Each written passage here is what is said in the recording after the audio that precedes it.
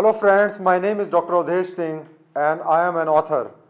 I was in Indian Revenue Service Customs and Central Excise for 25 years and I took voluntary retirement in 2016 October, and I am now focusing on educating the youths of today and writing books to share my knowledge and experience with other people. Friends, today I am going to take up a very important topic, that is 10 tips to crack civil services examination. Friends, civil services examination is one of the toughest examination in this world. There are more than 5 lakh people who appear in the examination for less than 1000 of seats. And so you can understand that more than 99% of the people don't get through. So how you can ensure that you get selected to civil services and how you can ensure that you get a best rank in the civil services, this is what we are going to deal today. So I am going to provide you 10 tips. If you follow these 10 tips, then you are likely to achieve a great success in the civil services examination. So friends, the first and most important thing is that you should try to decide as early as possible that you are going to write civil services examination. There are many people, who will do medicine or who will go for engineering, or then they will do some work for a couple of years and then they will decide, and they waste so much of time. So if you are really thinking about civil services, I will advise you that decide as quickly as possible. So even in 11th and 12th, if you can make up your mind, then you can join a course like the BA, BCom or any science courses, which will have your graduation in the same subject as you plan to take as an optional. And this is going to save a lot of time, and then what will happen that you will be using the graduation time for preparation of the civil services examination, and you will succeed much earlier than other people. So this is the first thing, that decide as early as possible.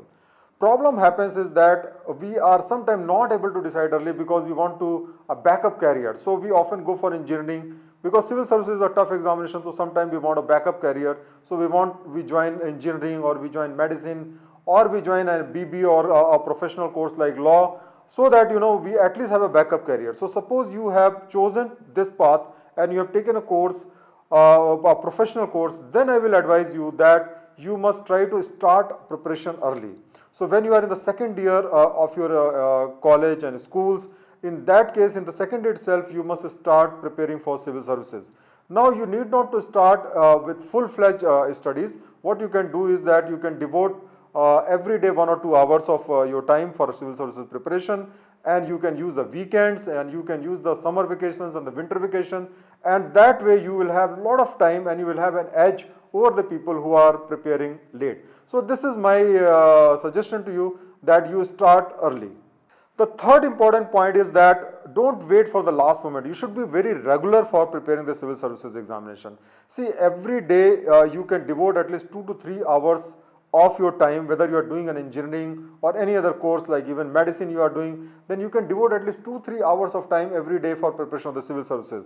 Now, preparation of the civil services require a general knowledge, and this you can do by reading the newspapers, and you can start preparing for the NCERT books. You can so this way, if you start devoting the regular time for civil services, then you will have a lot of time. For example, in a year which has 365 days, suppose you are having even able to devote 2-3 hours every day, then you have got more than 1000 hours with you.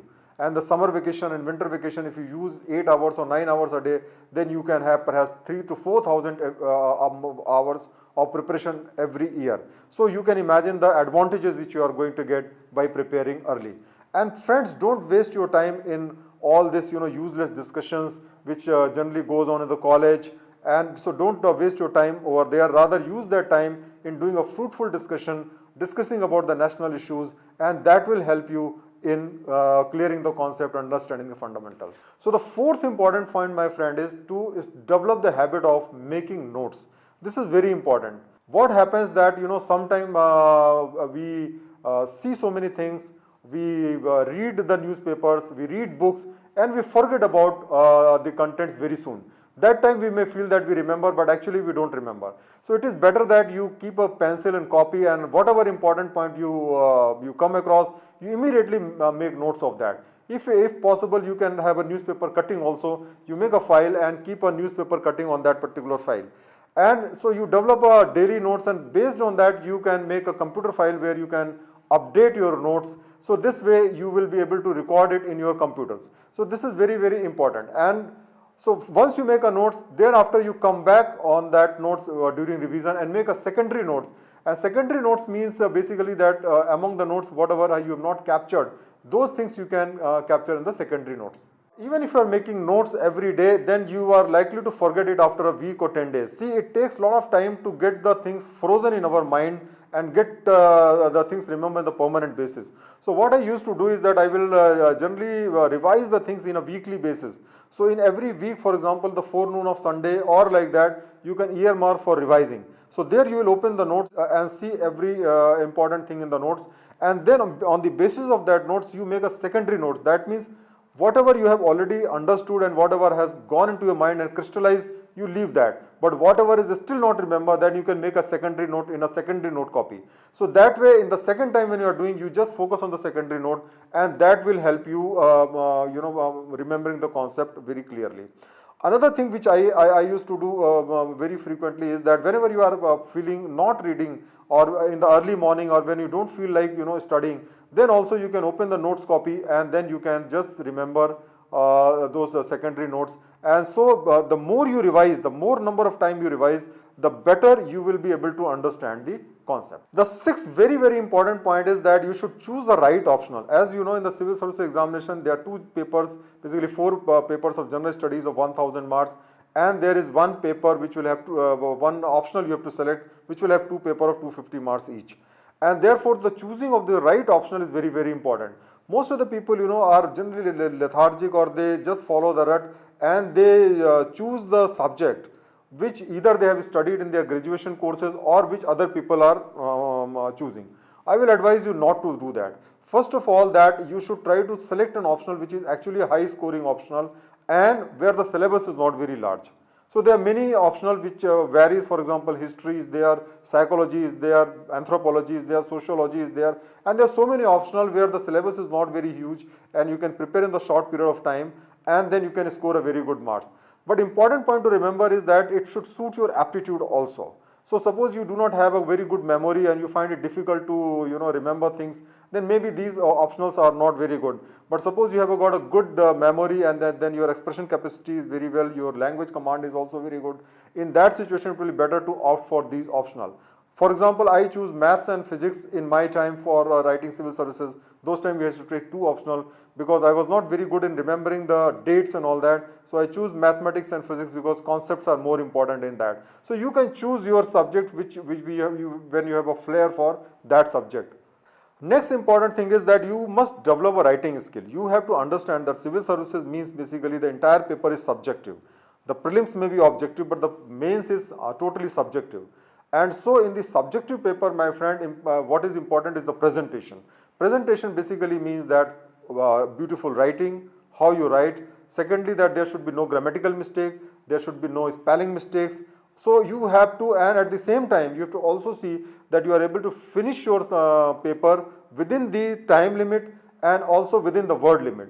So if you can do that, then you will be able to score the best marks. And this can happen only when you do a regular practice of writing the answer. So develop this habit that once you remember something, once you have gone through the subject, once you have seen the topic, then you just write the whole thing into your own words within the time limit, so that you know whether you are able to capture the entire concept within the time frame and within the word limit or not. And this only by practice you will become perfect. The next important point is that the eighth important point is that you should form a study circle. This is a very highly advisable thing, that instead of studying everything alone, you better form a group of 3-4 people and together you study. When you study together, then what happens that some subject you can prepare, some subject other person can prepare, and then you can discuss.